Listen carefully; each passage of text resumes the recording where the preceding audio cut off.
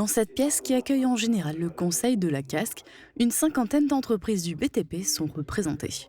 L'Assemblée générale annuelle du groupement des entrepreneurs du BTP de l'arrondissement de Sarreguemines avait lieu ce samedi. De nombreux sujets ont été évoqués comme le fiasco de l'éco-contribution pour la gestion des déchets de ce secteur d'activité, les inquiétudes sur les effectifs des apprentis suite à la suppression des exonérations de charges et la création d'un statut de bailleur privé qui permet donc de réduire et de pouvoir amortir une partie du bâtiment sur les revenus fonciers. Un débat a ensuite eu lieu avec plusieurs élus, où a notamment été évoquée l'inquiétude de la baisse probable du nombre de chantiers publics. Beaucoup de collectivités, et on le voit par rapport aux difficultés économiques du pays, vont avoir un budget qui va être réduit.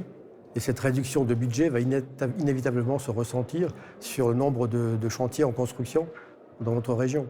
Dans ce secteur encore sous tension, une amélioration a été notée en Moselle, mais le président de la fédération du BTP de Moselle met en garde. On sent un frémissement, c'est clair maintenant. Comme j'ai dit, il faut une certaine stabilité politique, il faut voter un budget aussi. C'est ça qui est important. S'il n'y a pas de budget, il ne se passera rien, quoi. Plusieurs médailles ont ensuite été décernées à des employés méritants de 4 entreprises membres de la fédération du BTP de Moselle. Alors très franchement, ça représente déjà, ça m'a beaucoup touchée, le fait d'avoir cette plaquette.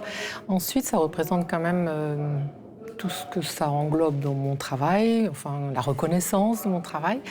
Et également que c'est la retraite maintenant, quand vous recevez cette plaquette, c'est quand même plus ou moins la retraite après. Donc c'est quand même une page qui se tourne en fait, voilà. En tout, 16 médailles et une plaque ont été décernées.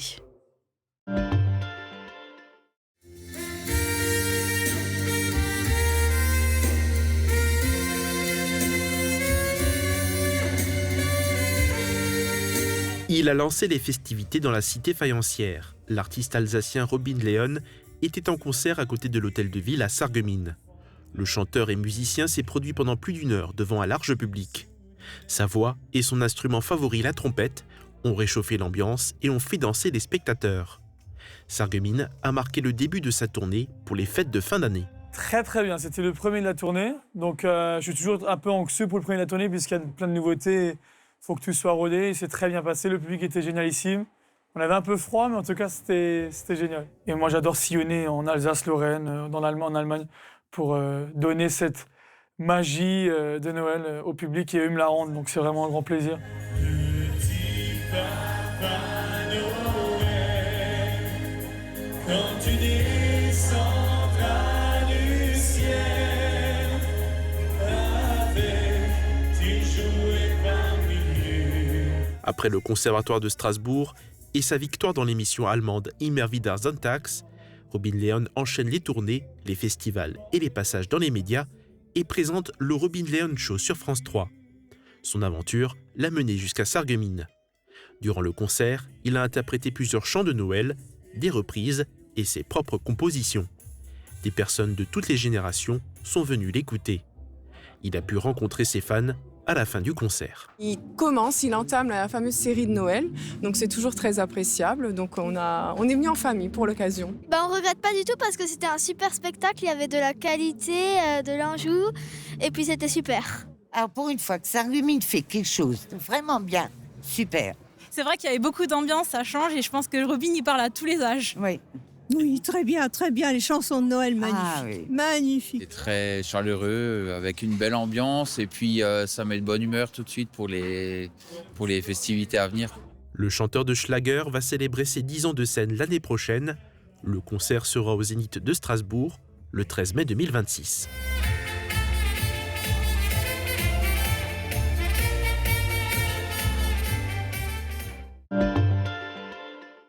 On déclare le marché de Noël officiellement ouvert. Bravo. Le marché de Noël de Sarreguemines a officiellement débuté. Sous les illuminations fraîchement allumées, des centaines de personnes se sont rassemblées pour découvrir l'édition 2025 de son marché de Noël, devenu au fil des années un rendez-vous incontournable de l'hiver. Et ce sont eux qui ont volé la vedette, les Gnomikis de la compagnie Remue Ménage. Sortis tout droit d'un univers merveilleux, ces drôles de lutins lumineux se sont glissés au milieu du public, transformant les rues du centre-ville en un véritable théâtre à ciel ouvert.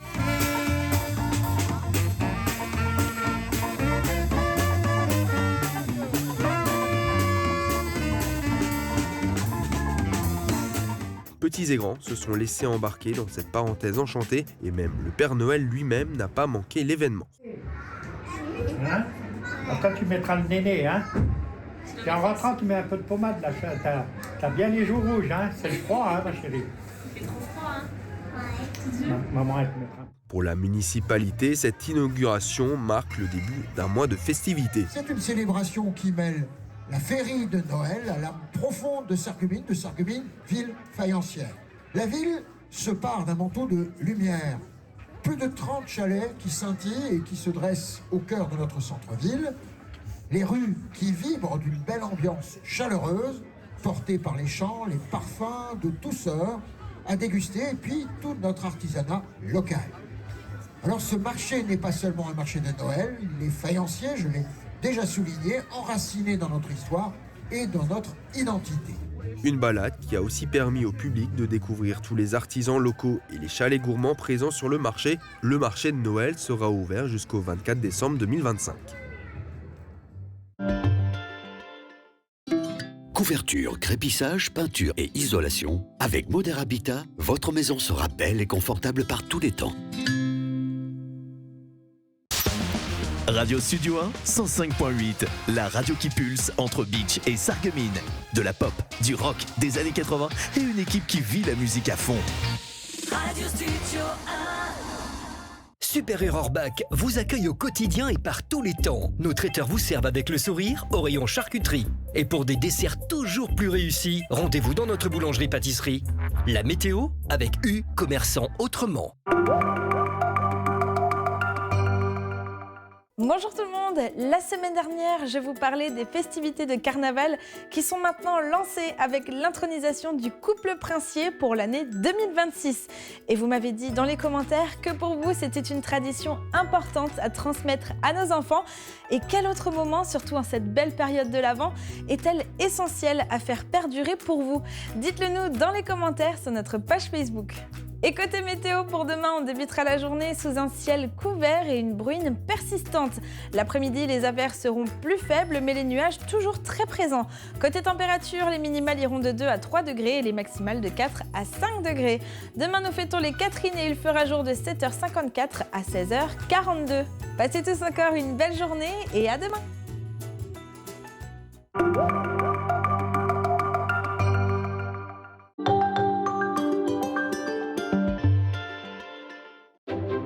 Il était une fois dans une vallée des Vosges du Nord, un petit enfant qui ne voulait pas grandir. Marguerite! Viens ici maintenant! Peter Pan in Beach, in Switzerland, la comédie musicale des fêtes de fin d'année pour toute la famille.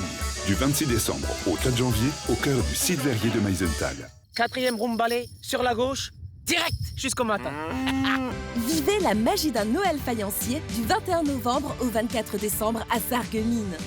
Promenez-vous au cœur du centre-ville dans une ambiance de féerie avec marché éphémère, animations, spectacles, expositions, concerts, rencontres avec le Père Noël et plein d'autres surprises. Ne manquez pas le concert de Noël avec Robin Lian pour l'ouverture le 21 novembre à 18h et l'inauguration avec les Nomikies le 22 novembre à 17h. Partez à la rencontre de Saint-Nicolas le 6 décembre et émerveillez-vous lors de la Sainte-Lucie le 13 décembre. Le marché de Noël de Sarreguemines vous est proposé dans le cadre de Noël de Moselle. Programme complet sur noël.sarreguemines.fr. Le rayon fournil d'Intermarché Sarreguemines et Beach vous invite à une pause gourmande. Pain croustillant, croissant doré, tarte et gâteau du jour, chaque fournée embaume l'allée d'un parfum chaleureux. Et pour vos pauses déjeuner, une belle sélection de sandwichs frais, prêts à emporter. Du bon, du simple et toujours à prix juste. Intermarché, tous unis contre la vie chère.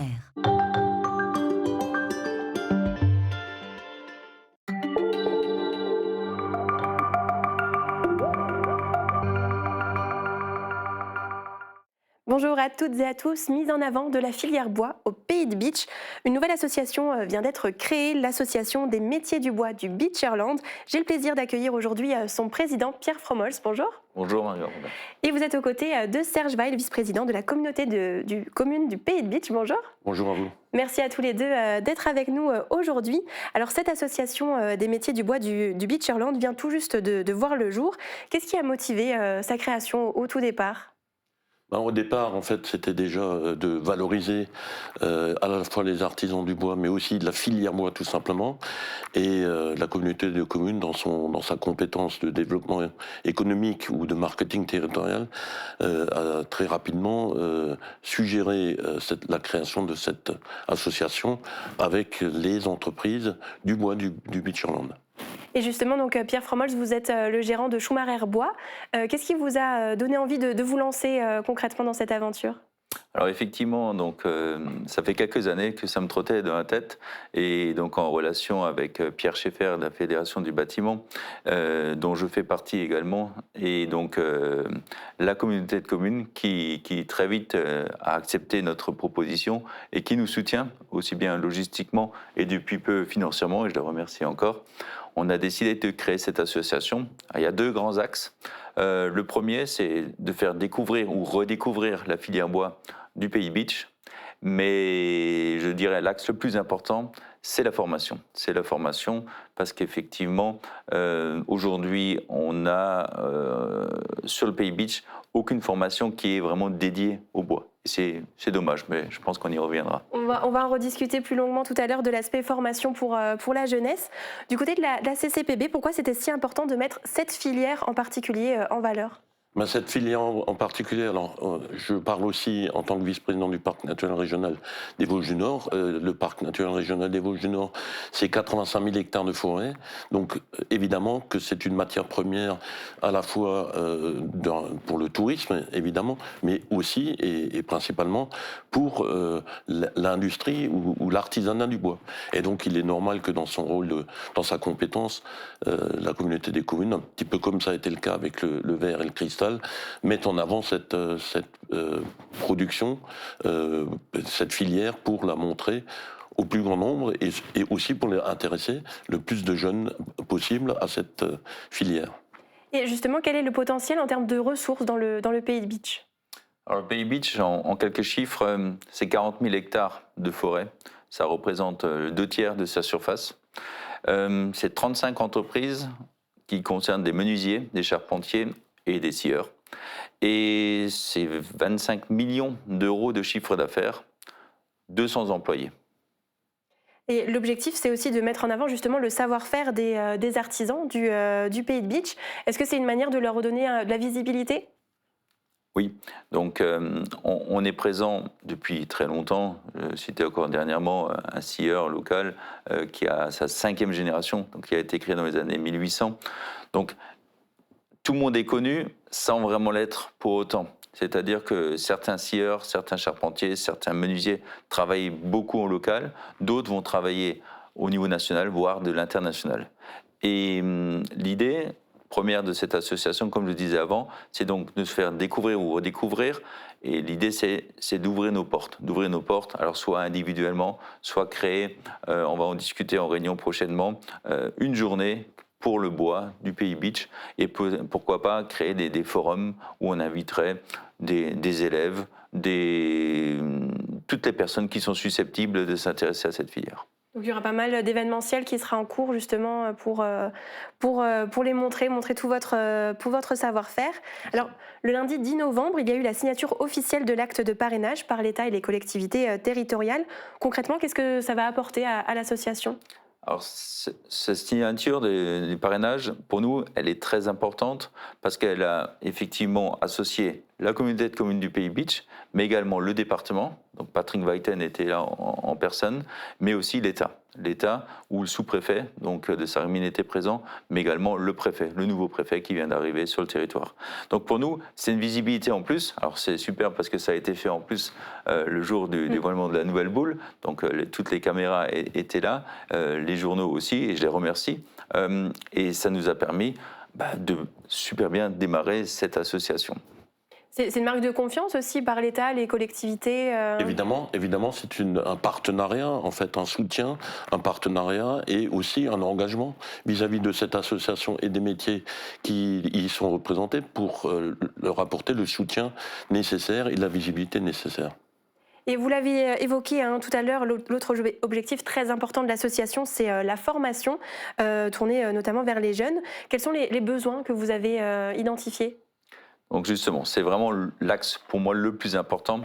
Alors, je l'ai expliqué récemment à un de vos confrères la semaine dernière, c'est-à-dire que je prends l'exemple des restaurateurs. Les restaurateurs, ils étaient ouverts 6 jours, 7 jours sur 7. On pouvait y aller manger un peu quand on voulait. Et au fur et à mesure du temps, on s'est rendu compte qu'ils ouvraient plus que 5, puis plus que 4, et des fois même 3 jours. Alors on se demandait, ils avaient moins de clientèle. Mais ce n'était pas du tout ça. Le problème, c'est qu'ils n'avaient plus la possibilité de recruter un cuisinier, des serveurs. Alors ils réduisaient, mais le loyer restait le même. Donc à un moment donné, la rentabilité diminuait. Et pour l'instant, je vous l'avoue, on n'a pas ce problème. On a ce même avantage qu'ont les restaurateurs, c'est qu'on a tous du travail et on a pour l'instant encore du personnel. Mais l'idée, c'est qu'il ne nous arrive pas la même chose. Et pour qu'il ne nous arrive pas la même chose, c'est maintenant qu'on doit travailler sur la formation à travers, alors bien sûr, on va commencer par des CAP, des BUP, des Bac Pro, des BP, mais très rapidement, il faudra trouver un système de partenariat avec des BTS, avec, pourquoi pas, des diplômes d'ingénieurs.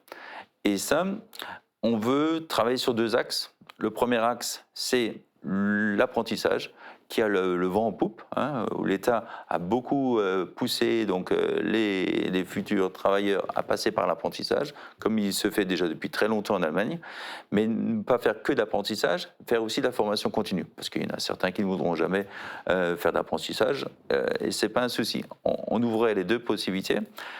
Alors à travers, d'un côté, encore une fois, la Fédération du bâtiment, Pierre Schaeffer, qui a cette double casquette d'être président de la Fédération du bâtiment, mais aussi du CFA, de Montigny-les-Metz et également de Sarreguemines. Sarreguemines, c'est par exemple, c'était déjà 2 millions d'investissements qu'ils ont fait il y a quelques années, et là, ils ont signé, ils ont démarré les travaux pour 3 millions d'euros supplémentaires.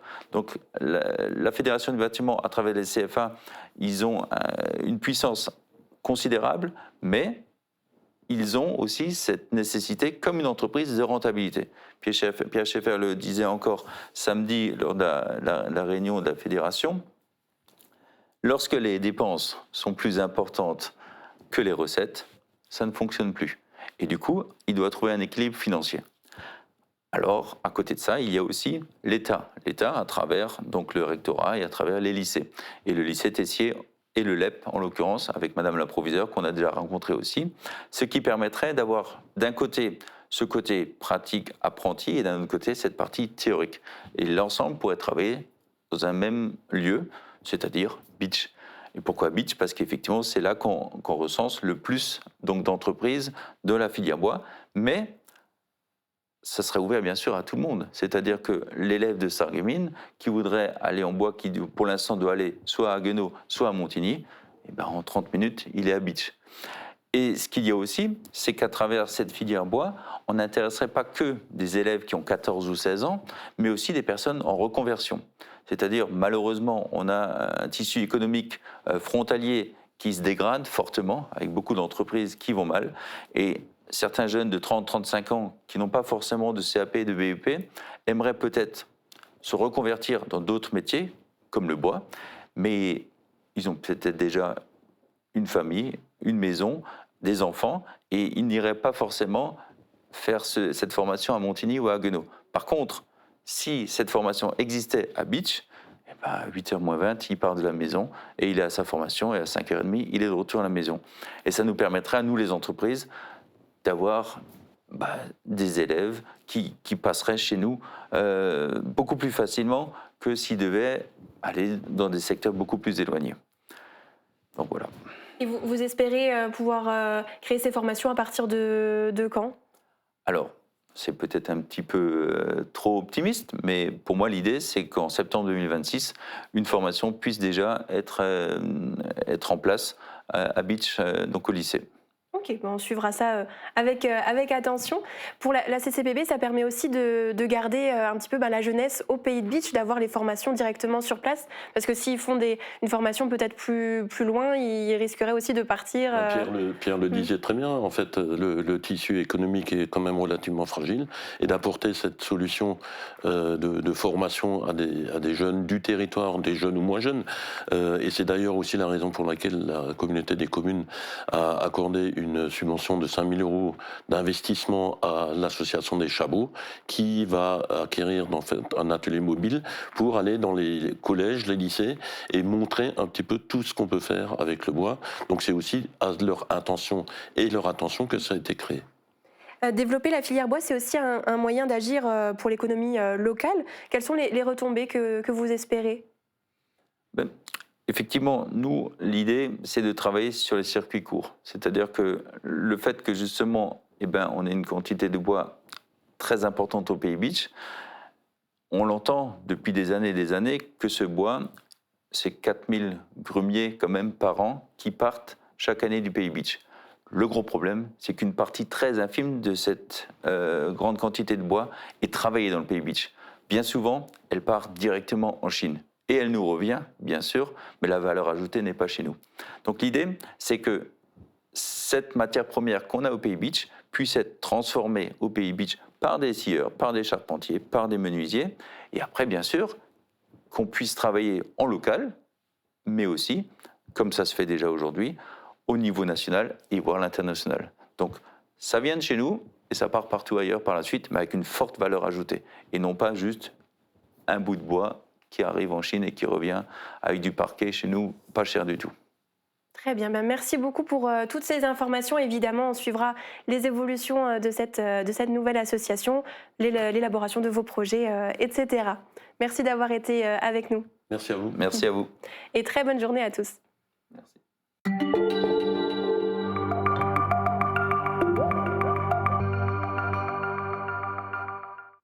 Bonjour à toutes et à tous et bienvenue dans l'Actu Sport. On commence avec le foot. Avant d'affronter Nancy en Coupe de France ce vendredi, le SFC disputait un match de Régional 1 ce week-end. Sur la pelouse du FC Chirain, les Sarregueminois l'ont emporté sur le score de 5-1. Ce sont Ayoub El Mansouri, Djoukunda Diaoune, Stephenson Sessi et un doublé de Lucas Schnepp qui ont débloqué la situation. Une large victoire qui permet au SFC de se replacer à la 6e place avec 16 points. Rendez-vous ce vendredi soir à 20h au stade de la Blise pour suivre le 8e tour de la Coupe de France entre Sarreguemines et l'AS Nancy-Lorraine. Toujours au SFC mais chez les jeunes cette fois, les U19 du club ont disputé la finale régionale de la Coupe Gambardella face au club strasbourgeois de la Roberto. Résumé de la rencontre avec la Ligue du Grand Est de football.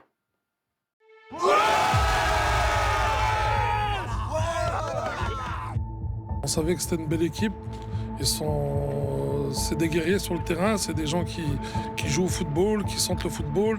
Et c'est des mecs qui mettent de l'impact et tout, donc on l'a vite ressenti en première mi-temps.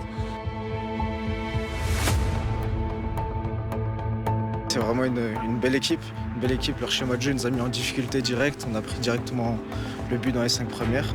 Et ensuite, on a réussi à se remettre à l'endroit et à revenir et marquer en même temps dedans.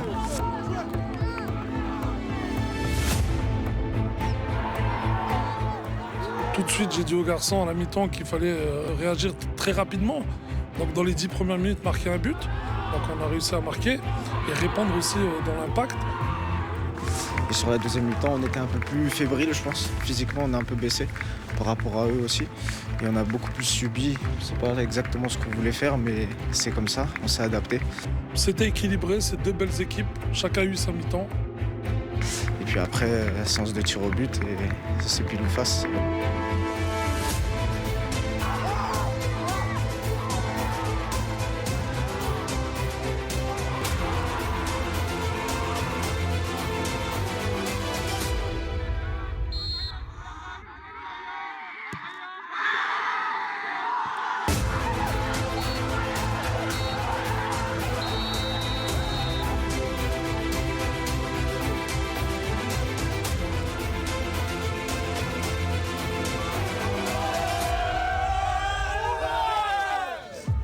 Un bon boulot, je suis fier de vous.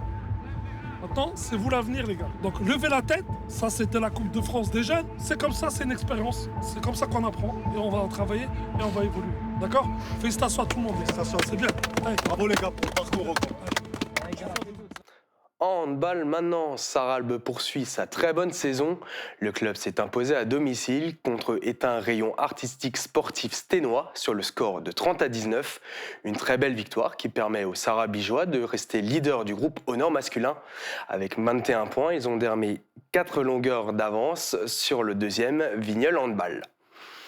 Progresser sans stresser, c'était le but du plateau U7, U9 organisé hier par l'asso basket Sarreguemines. Une centaine de jeunes a participé à cette manifestation destinée à développer leur passion pour cette discipline. Pas besoin d'être grand pour faire du basketball.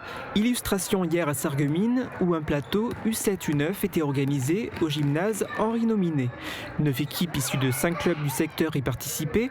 Les clubs de Bitche et Sarreguemines étaient représentés, ainsi que ceux de Folklin, Creutzwald et Longeville-Saint-Avold. Ces jeunes joueurs sont âgés de 7 à 9 ans. Ils commencent tout juste à inscrire leur premier panier. Ce plateau est là pour les encourager à pratiquer cette discipline. Leur faire connaître le basket, mais de façon ludique. Et les règles sont très assouplies. On ne cible pas les grosses fautes. Tout est fait pour que les enfants soient à l'aise. Les équipes mixtes s'affrontaient durant des matchs de 4 minutes. À la fin du plateau, un classement était établi, mais uniquement pour la forme. L'asso basket Sarreguemines organise ce type de manifestation 2 fois dans l'année. En lutte, nouvelle victoire pour Sarreguemines dans le championnat de France par équipe D1. Le club l'a emporté 10-2 face à Schiltigheim. Les lutteurs sarregueminois ont offert de superbes combats intenses et engagés et se qualifient pour la demi-finale qui aura lieu le 13 décembre à Sarreguemines. En boxe, encore une victoire exceptionnelle pour Walikan Otak qui s'impose cette fois-ci sur un KO brutal au deuxième round. C'était lors d'une confrontation intense au Tour Event Fight ce samedi à Tours. La stratégie mise en place pour le deuxième round a été payante. Une combinaison d'un double crochet droite-gauche qui a cloué son adversaire au sol pour mettre fin à ce duel de titans dans une salle en ébullition. Et on finit avec la première place de Yann Schrub au Cross d'Allonne. Le Sarregueminois a remporté ce week-end la course de sélection pour le championnat d'Europe de cross-country. Grâce à une allure moyenne de 19 km/h et sur un parcours boueux et exigeant, cette première place le qualifie pour la grande finale européenne le dimanche 14 décembre au Portugal. L'Actu Sport, c'est fini pour aujourd'hui. Je vous souhaite une très belle journée.